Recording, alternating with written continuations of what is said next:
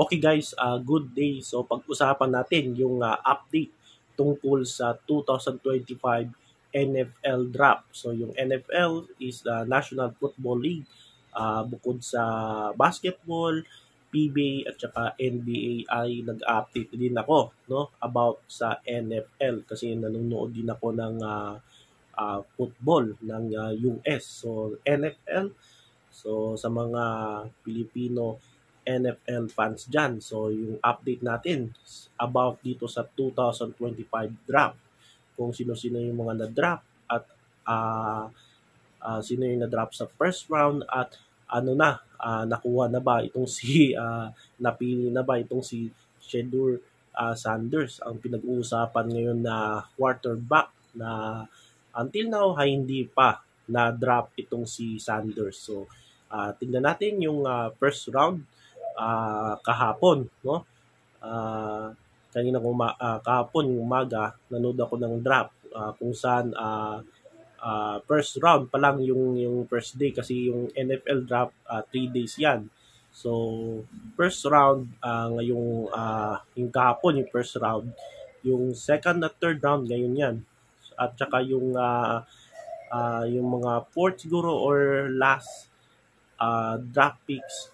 round draft picks ay bukas. So ngayon ang kahapon ay tingnan natin kung sino yung tingnan natin yung listahan kung sino yung mga napili sa first round. So babasahin ko yung mga napili ng first round sa NFL 2025 draft. So first pick si Cam Ward, quarterback selected by the Tennessee Titans from University of Miami sa Florida, kung saan dyan siya naglaro sa college.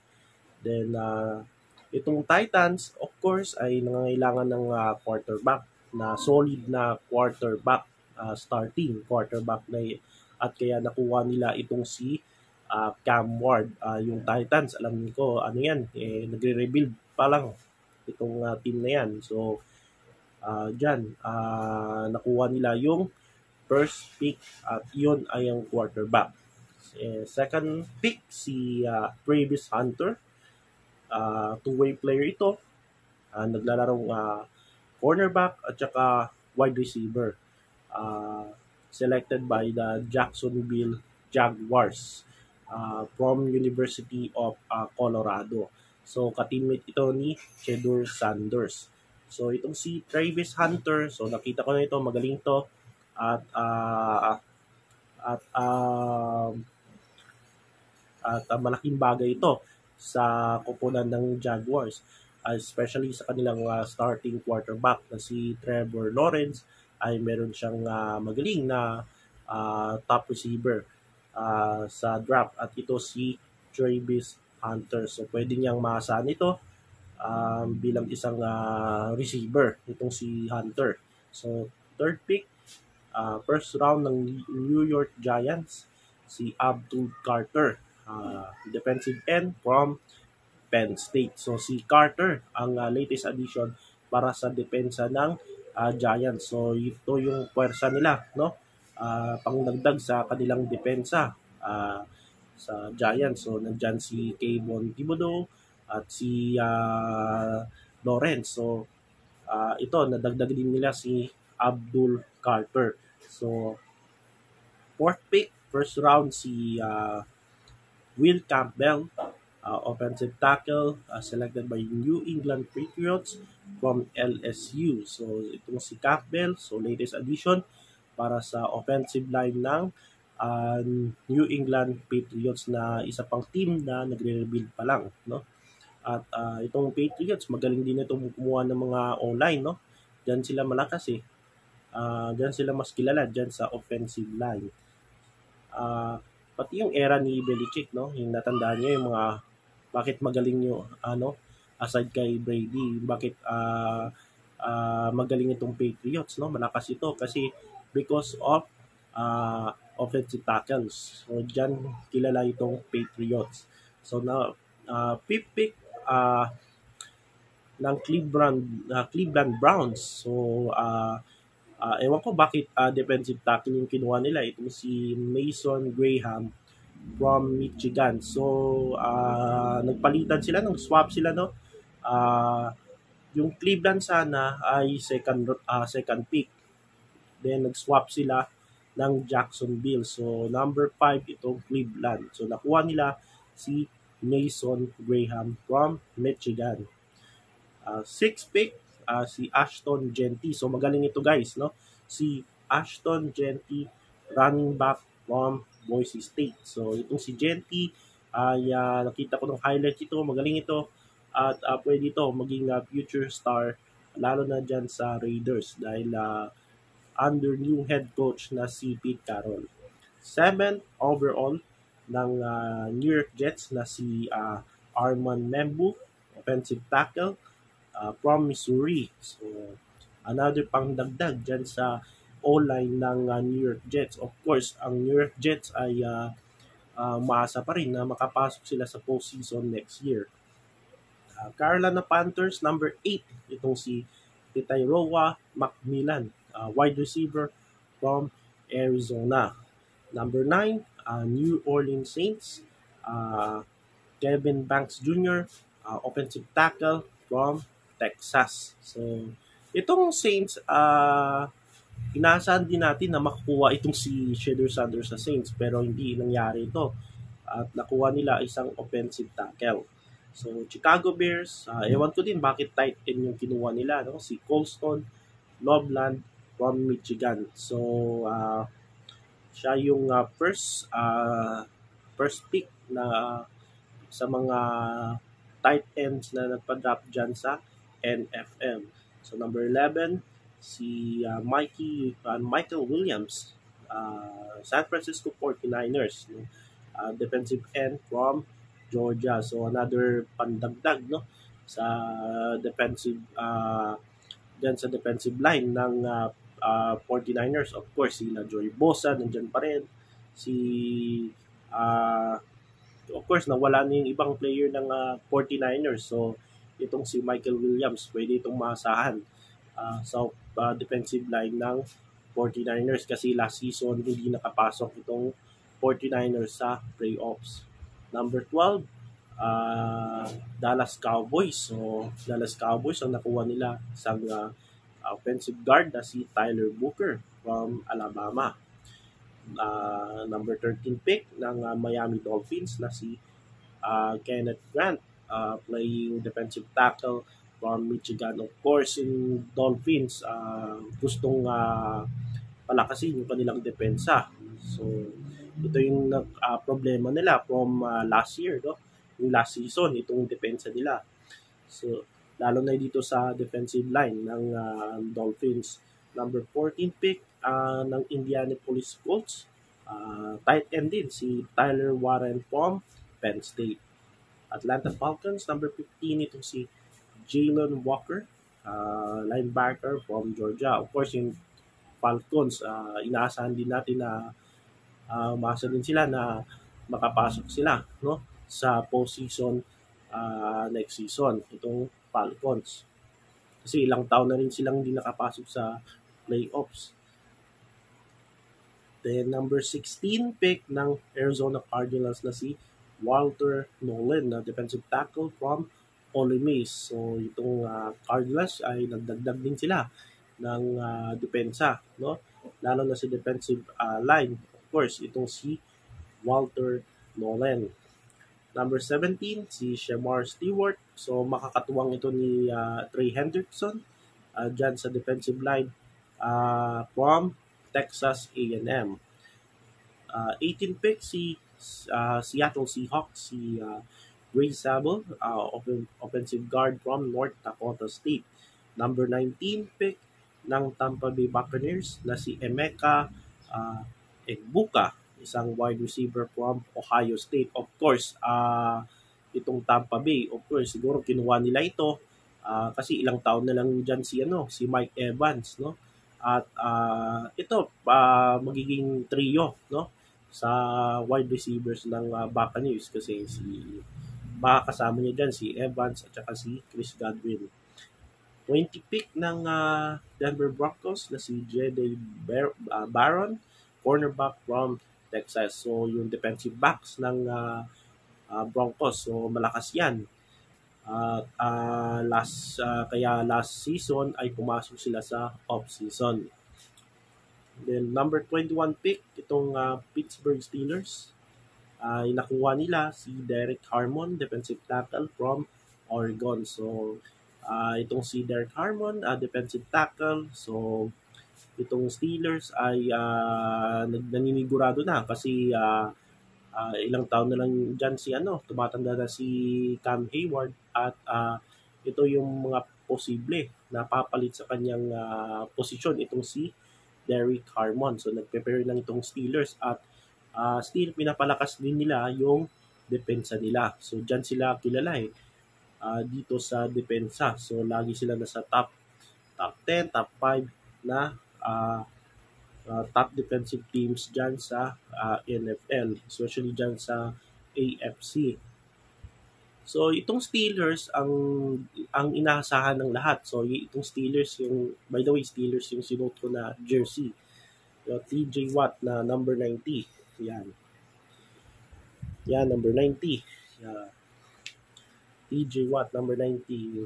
Sinuot ko na Steeler jersey. So, itong Steelers ang inaasahan ng marami na dyan madadraft si Sanders pero hindi nangyari yon. Yung isa pang team, mamaya pa, yung Giants. So, number 22, before that, number 22, itong Chargers na si Omarion Hampton, running back from North Carolina. So, Green Bay Packers, number 23, kinuha nila si Matthew Golden, wide receiver from Texas. So, itong Packers ay nagdagdag ng mga receiver, katuwang ni quarterback Jordan Love. Number 24, nagdagdag ang Vikings ng isang offensive guard. Ito si Donovan Jackson from Ohio State. So, ito yung number 25. Isa pang inaasahan na makukuha si Shedeur Sanders pero hindi nangyari. So, ibang quarterback kinuha nila ay ito si Jackson Dart from Ole Miss. Isang quarterback. Dito ay mag-aagaw sila ng posisyon kasi nandyan na si Russell Wilson at si Jameis Winston. So, mag-aagawan sila from number 1 starting quarterback dyan sa Giants. Number 26, Atlanta Falcons. So, si James Pierce Jr., defensive end from Tennessee. So, itong Falcons, ang original draft ito from LA Rams. So, LA Rams ang kukuha dyan. Kaso nag-trade sila from Atlanta Falcons. At gayon din itong Giants. Bakit dalawang nakuha nila sa first round? Kasi itong Houston Texans na tinrade nila yung number 25 para makuha ng Giants itong number 25. So, number 27, Malaki Starks, safety, nakuha ng Baltimore Ravens from Georgia. So, maraming Georgia dito, no? Georgia, Michigan, yung dyan kasi yung maraming NFL talents nanggaling Tapos number 28, Tyleik Williams, nakuha ng Detroit Lions, isang defensive tackle from Ohio State. So, of course, itong Lions nagpapalakas din sa kanilang depensa at hopefully makabalik na itong yung kanilang star defensive na basta yun. So, number 29, Washington Commanders select Josh Connerly Jr., offensive tackle from Oregon. So, in Washington ay nakaabot sila last season sa NFC Championship. Pero natalo sila ng Philadelphia Eagles. So, maganda yung kampanya nila last season itong Washington Commanders at kaya tuloy-tuloy. No, nice lang ituloy-tuloy yung kanilang success. No? At nakuha nila itong isang offensive tackle. So, katuwang din ito ng kanilang quarterback, no? Then number 30, itong si Maxwell Hairston, nakuha ng Buffalo Bills sa isang cornerback from Kentucky. Number 31, ang defending champion Philadelphia Eagles. Originally, yung number 31 ay sa Kansas City Chiefs. Yan yung tinalo nila last Super Bowl. So, ang nag-trade sila, nag-swap sila at nakuha ng Eagles ang number 31 at ito si linebacker Jihad Campbell ng Alabama. So, pandagdag sa defensive side ng Philadelphia Eagles, lalo na sa linebacker position. At of course, itong si yung kapalit nila na number 32, nag-swap sila. So, Kansas City Chiefs ay nasa number 32. Last pick ng first round ay nakuha nila si Josh Simmons, offensive tackle from Ohio State. So, yan yung update dito sa first round kahapon dyan sa NFL draft na ginanap dyan sa Green Bay, Wisconsin. Tapos, second round, di ko lang bawasahin yung mga second and third round. At until now, hindi pa na-draft si Shedeur Sanders. So, sino si Shedeur Sanders? Yan yung anak ni NFL legend at Hall of Famer Deion Sanders. Playing from Colorado. So, itong si Sanders ay inaasahan natin mag-draft siya sa Steelers, sa Giants, pero hindi nangyari yon. So, as of now, inintay ko yung Steelers. Pero ang na-draft nila is running back. Of course, nangangailangan silang running back kasi nawala na dyan si Najee Harris. So, nakuha nila sa number 83 sa Steelers itong si Caleb Johnson. So, until now, hinihintay po natin third round. Meron pang compensatory picks. Meron pang fourth round. So, bukas pa ito. Tignan natin. Kasi, yan. So, natin kung mapili itong si Shedeur Sanders. Kung wala, mas lalong pag-usapan itong draft na ito kung hindi mapili itong si Shedeur Sanders. So, hindi natin masisisi yung mga teams, no? Yung mga di pumili sa kanya, yung mga coaches, yung mga scouts. Kasi tinitignan na nila hinihimay na nila yung mga player Kaya, itong mga coaches ay nag-iingat din sila, no? Sa pagkuha ng mga picks. Kasi tinitignan din nila kung itong player ba ito ay nababagay sa kanila. Halimbawa, wala ba siyang injury, wala ba siyang legal trouble. So yan yung tinitignan ng mga coaches, mga GMs at pati mga scouts sa mga team. So hindi natin sila masisisi, no? O lalo na kung bakit hindi nila nakuha itong si Shedeur Sanders. Lalo na itong binasa natin yung Steelers, yung Raiders, pwede siguro. Yung Giants, baka pwede sa Cowboys, no? So, abangan natin. Yung Cowboys, nasa, Cowboys, Cowboys, so, nasa fourth round selection. So, malayo pa. So, pwede rin siya makuha sa Saints. Pero yung Saints, nakakuha na sila ng quarterback. So, malabo na. Yung quarterback Tyler Shaw ng Louisville. So, wala na. So, hinihintay na lang yung Raiders, yung Steelers. Of course, yung Steelers naghahanap pa din ng quarterback kasi after hindi nila makuha si Aaron Rodgers, ewan ko kung bakit. Tapos, si Kirk Cousins, parang available pa rin. Ganon din si Aaron Rodgers, available pa rin. So, abangan natin kung sino yung quarterback na yun ng Pittsburgh Steelers na ibabandera nila sa 2025-26 season. So, yan ng NFL update sa araw na ito, guys.